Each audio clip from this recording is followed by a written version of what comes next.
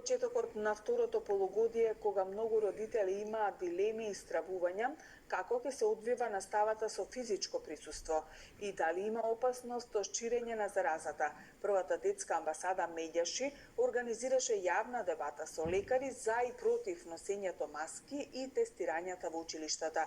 Еве дел од размислувањата кои што беа изнесени. Според мене, може би ова е еден голем хазард, не заради тоа што децата се оние кои што најмногу ќе настрадаат, токму поради непознаницата која што ја носи омикронот како сој, на кој што се потенцира многу, а го заборавивме се уште присуството и на делта сојот кој што постои во државата, па некаде отприлика, ако ништо поако, некаде околу 30%. Здравословните маски кои што се користат, хируршките маски се направени на доволно порезен материјал, што нема да го отежни дишењето, нема да предизвика хипоксемија, односно намалување на кислородот по крвта, и нема да влијаат на тој начин на детето, на неговите когнитивни способности, односно на неговата способност да учи и да се фокусира на наставата додека носи маска.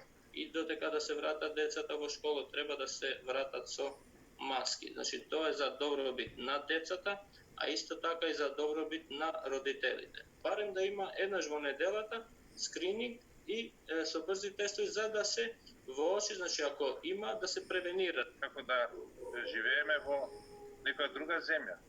Во вторник почнува школа. Кај се тестови? Кој ги набавил тестови? Нас не треба 240.000 тестови ако тестираме еднаш неделно, помножено со 14 недели. 1 евро, а не 5 евра како што се аптекаш, е реална цена и треба 5 милиона евра. Сакаме да ги набавиме, тендерот ќе заврши негде во јуни месец. Што се однесува до маски, категорично тврдам дека средношколците апсолутно никаква ефект нема носењето маски.